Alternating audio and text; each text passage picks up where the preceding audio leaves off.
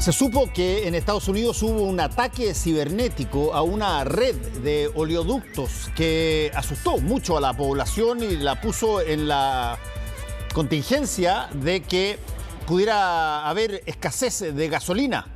Y se generaron, pero tacos enormes en muchas partes de Estados Unidos yendo a buscar justamente gasolina por si acaso estos ataques eventualmente generaban un corte en el servicio de las bombas de benzina. Cuéntanos un poquitito de esto, Raúl, que es bien curioso como fue planteado cuando se supo esta mañana. Hola, Fernando. Sí, tú sabes que para muchos estadounidenses que la idea de quedarse sin combustible para el automóvil es la muerte.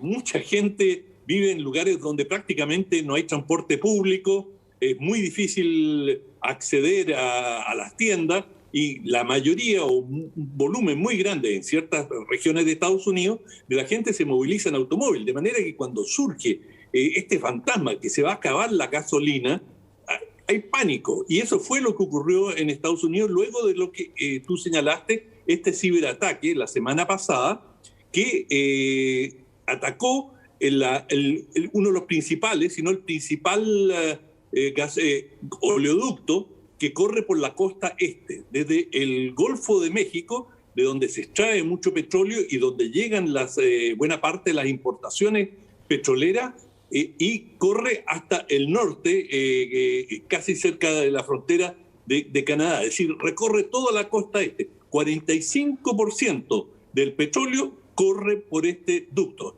Algo más estratégico, es decir, es una verdadera arteria que si tú la cortas, le causas un colapso al cuerpo entero.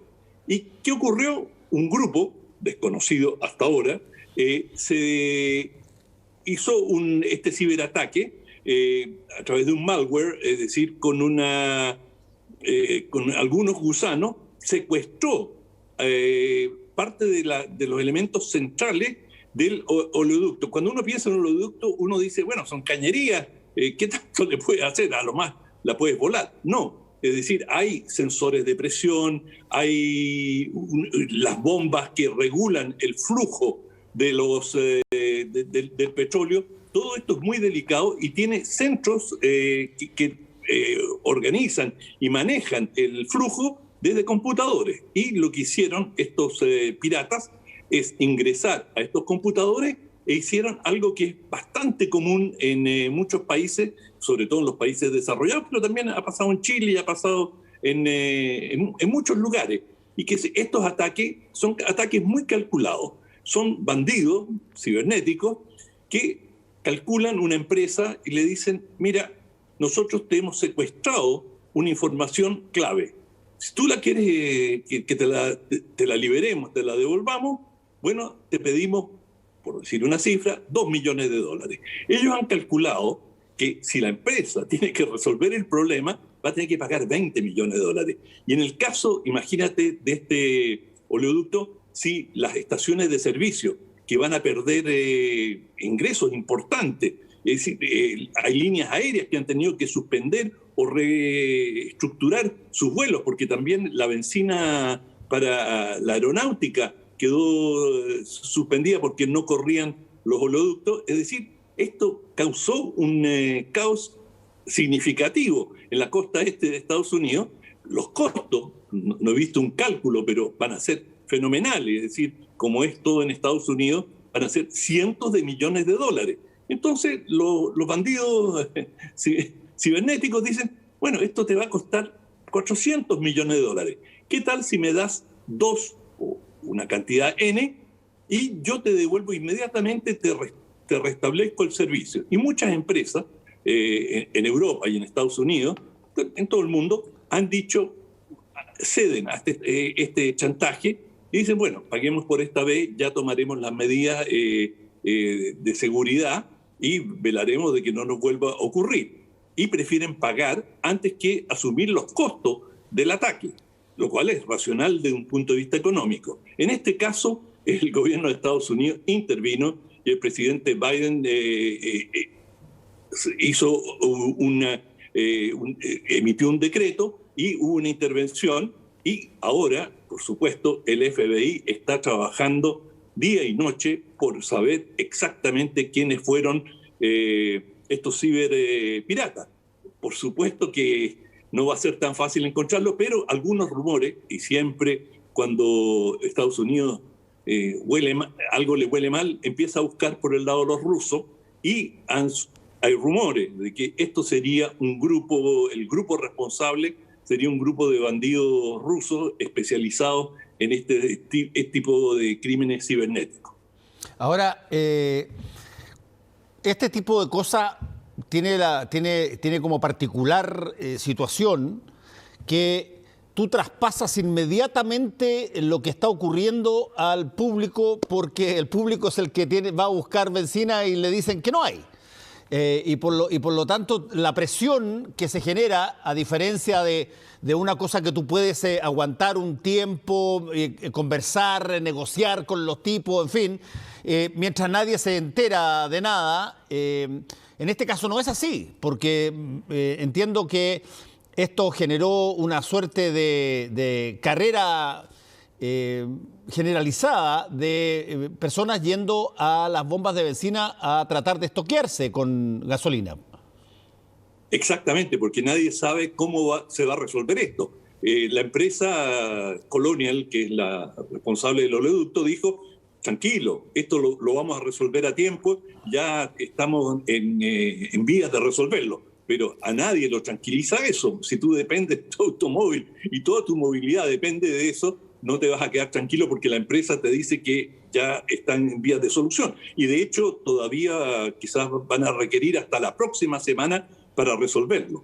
Pero esto es lo que toca un tema que hemos conversado antes, y es la enorme vulnerabilidad que tienen los países en sus sistemas cibernéticos, que son vulnerables. Y hablábamos que en noviembre del año pasado un ataque cibernético logró ingresar en una empresa, SolarWinds, vientos solares el nombre de la empresa, y a través de esta compañía se infiltraron en decenas, cientos de computadores, y algunos de ellos absolutamente estratégicos para Estados Unidos. Por ejemplo, el Departamento de Energía, que está a cargo de la mantención del arsenal atómico nuclear de Estados Unidos. Bueno, ahora recién acaban de expulsar a una cantidad de diplomáticos rusos y se le han aplicado sanciones a Rusia por ese ataque. Se ha culpado a Rusia. Rusia dice que no tiene nada que ver, que le están achacando cosas que no vienen de ello, pero la investigación de los servicios de inteligencia estadounidenses concluyeron que el ataque provenía de fuentes, si no dijeron oficiales, oficiosas, que provenía de elementos vinculados a los servicios de inteligencia rusos. Imagínate que esto que acaba de ocurrir, que lo hace presumiblemente un grupo de delincuentes, de piratas cibernéticos, que te genera un pánico en buena parte de Estados Unidos, te altera todos los abastecimientos, empieza a pararte el tráfico, porque pararon simplemente un oleoducto. Imagínate lo que te pueden hacer si alguien se lo propone a una escala mayor y con intereses políticos militares. Es decir, te pueden descompaginar completamente la economía de un país. Y eso es la seriedad de esta situación, en la cual tanto Estados Unidos como Rusia y China y otros países han invertido cantidades enormes en, primero, ser capaces de proteger sus redes computacionales y también de poder penetrar en la de sus adversarios y quedar allí dormidos y activar los gusanos o los malware en el momento que lo estimen conveniente para sus intereses. Sí. Es la nueva dimensión de la guerra. Sí, o sea, de los conflictos, digamos, porque puede ser que esto no termine en una guerra tal cual como uno las conoce, pero efectivamente lo mismo se podría dar con las redes eléctricas, por ejemplo, Absolutamente. que también es una cosa que provoca pánico instantáneo, digamos, que de repente se te quede todo a oscuras, digamos, y durante mucho tiempo muchas de estas cosas robotizadas y automáticas. Imagina, los semáforos son lo primero que caen. Bueno, pero el hecho es que todavía tú dices, no se sabe a ciencia cierta quién provocó esto. Lo que sí se sabe es que hubo un contacto aparentemente por dinero, ¿no? Sí, hay un pedido de recompensa que le fue hecho a la compañía. La compañía dijo que no iba a pagar, intervino el gobierno de Estados Unidos, y creo que en este caso los piratas apuntaron demasiado alto. Es decir, se estaban comprando un pleito que no habían calculado las consecuencias que les podía traer, porque me imagino, ahora el conjunto del aparato de inteligencia de Estados Unidos va a tener una tarea prioritaria, y es descubrir quién lo hizo y darles el castigo merecido, de manera que esto siente un precedente que está bien. No, eso no va a impedir que otros estados adopten medidas, porque Estados Unidos hace lo mismo con otros países. Estados Unidos también entra en las redes computacionales de otros. Es decir, este es un juego que lo juegan todos. El problema es, uno, que no te pillen, y dos, que, digamos, mientras no hagas nada, no hagas un daño, puedes pasar. Pero cuando ya se producen estas situaciones, y esto se presume que son particulares, es decir, que es un grupo privado, esto no es una actividad de Estado, es lo que se presume hasta este momento. Por lo tanto, la palabra guerra en este caso, es decir, estamos hablando de una situación de crimen económico. Sí, aquí estoy leyendo que dicen que según la Policía Federal, o sea, el FBI, la acción de piratería contra Colonial Pipeline fue llevada a cabo por el grupo criminal DarkSide, con título y todo, o sea, tiene nombre, utilizando un ransomware, que es un virus particular, un bicho, un programa que aprovecha los agujeros de seguridad para cifrar los sistemas informáticos y exigir un pago para desbloquearlo. Pero ya tienen hasta el nombre del sí, pero estos son nombres de fantasía. Sí, son nombres que se dan a... Exacto. No me estoy refiriendo a que sepan quiénes están detrás de eso, digamos. Claro, cada operación le ponen otro nombre, sí. Pero en todo caso, esto ha ocurrido muchas veces, y a muchas empresas les han hecho este jueguito de causarle... Imagínate un banco que le roban cuentas corrientes, y dicen, si divulgamos esto, el banco dice, bueno, ¿qué confianza va a tener nuestra clientela? Y están dispuestos a pagar fortuna para que esto les devuelvan la información robada. Y, digamos, por una operación que cuesta nada en términos económicos producirla, puedes obtener con mucho menos riesgo que asaltando una sucursal de banco donde vas a sacar poco dinero. Bueno, te puedes hacer una fortuna. Sí. Bueno, vamos a seguir de cerca esto, y como dijimos ayer, Raúl, estamos también monitorizando muy de cerca todo lo que está pasando en Medio Oriente. ¿Cuáles son las situaciones de hoy día? Bueno, la cosa va de mal en peor.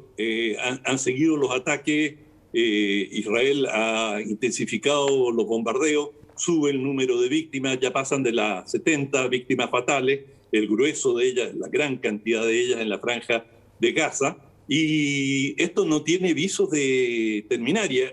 Ayer el Consejo de Seguridad de Naciones Unidas se reunió para discutir el asunto, y había un principio de acuerdo entre los 15 miembros, pero Estados Unidos dijo que el acuerdo al que se proponía no ayudaba a resolver, y que prefería Estados Unidos hacer gestiones privadas para superar esta situación. Y de hecho, el Consejo de Seguridad de Naciones Unidas, que es la instancia internacional más importante del mundo, guardó silencio, y esto es una prueba, una evidencia más, que Estados Unidos e Israel están trabajando bastante de acuerdo en esta situación. Y de hecho, el presidente Biden hizo una declaración en la que señala que Israel tiene pleno derecho a defenderse de las agresiones de las cuales es víctima.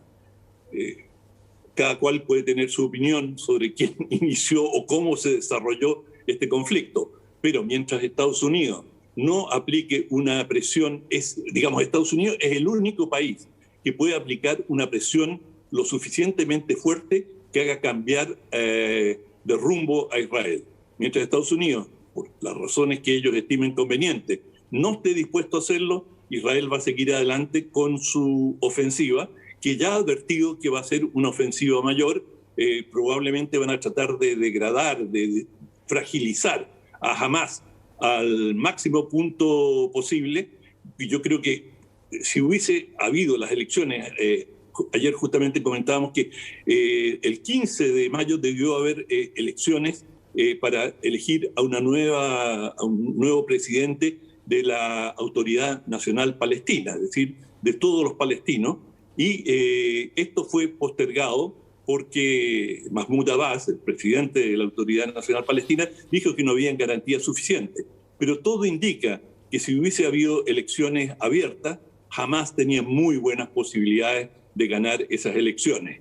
Y este conflicto que se ha dado ahora tampoco no es completamente independiente de la situación que se vive entre los palestinos, como tampoco es independiente de lo que está ocurriendo en Israel, donde no han podido formar todavía un gobierno. Y hoy día, o ayer y hoy, digamos, se ha agregado un nuevo elemento, una dimensión muy importante que ha estado presente en todos los conflictos anteriores, y es la reacción de los palestinos israelíes, es decir, los palestinos que viven en Israel y que tienen pasaporte israelí, que son ciudadanos israelíes, viven allí desde siempre, y en particular en una ciudad, en las afueras cerca de Tel Aviv, Lod, se dieron grandes desórdenes y ataques a tiendas y a personas, principalmente israelíes, por parte de palestinos residentes allá. Un tercio de la población de Lod son palestinos, 2/3 son, israelíes, y también en las afueras de las proximidades de Haifa hubo incidentes, y en una serie de otras localidades. Y ha sido siempre una preocupación muy grande del Estado de Israel: qué pasa con los palestinos residentes, donde manifiestamente hay un gran malestar por una variedad de razones, entre otras la discriminación de la cual ellos se sienten víctimas. Y cada vez que estalla un conflicto, estas sensibilidades afloran. Y esto es lo que se está manifestando en distintas localidades en Israel. Por lo tanto, el conflicto está tomando distintas dimensiones, y por lo menos en este caso todavía no tiene un viso de internacionalizarse. Esto también podría repercutir en el Líbano, incluso en Jordania, pero por el momento la atención sigue concentrada en la Franja de Gaza. Sí, interesante además esta relación que tú haces tanto en Israel como en propia territorio palestino, de la influencia que pueden tener este tipo de situaciones en las elecciones que están ahí teniendo lugar.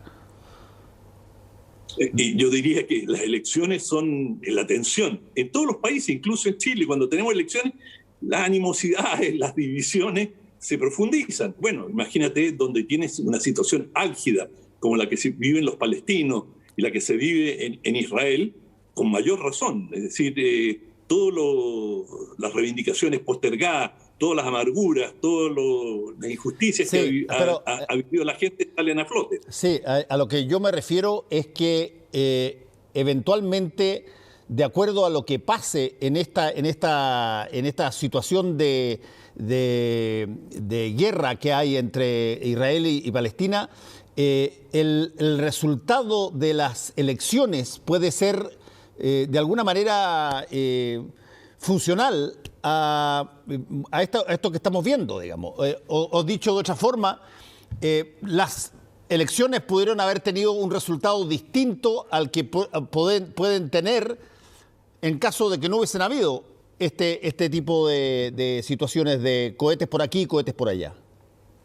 Absolutamente. Y te digo, si tú hicieras una encuesta hoy día, estoy seguro que Hamás tiene mucho mayor popularidad que la que tenía ayer. Es decir, el hecho que Hamás tuvo el coraje de lanzar todos estos cohetes, sabiendo que la represión que se les venía encima. Algunos dirán que son unos irresponsables que juegan con la vida ajena, pero en la práctica muchos palestinos van a sentir una admiración por Hamás, que tuvo este coraje de desafiar a Israel.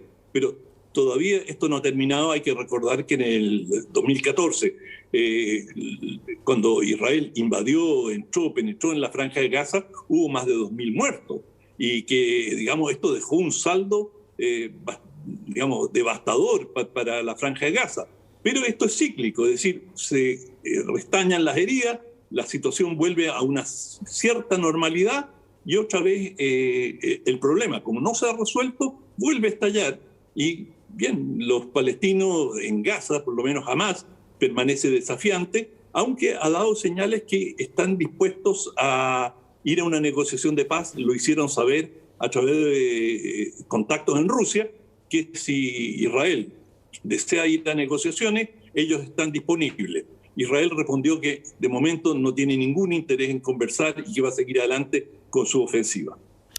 Bueno, seguiremos mirando cómo está esta situación ahí en Medio Oriente. Muchas gracias, Raúl, que te vaya bien. Nos vemos mañana.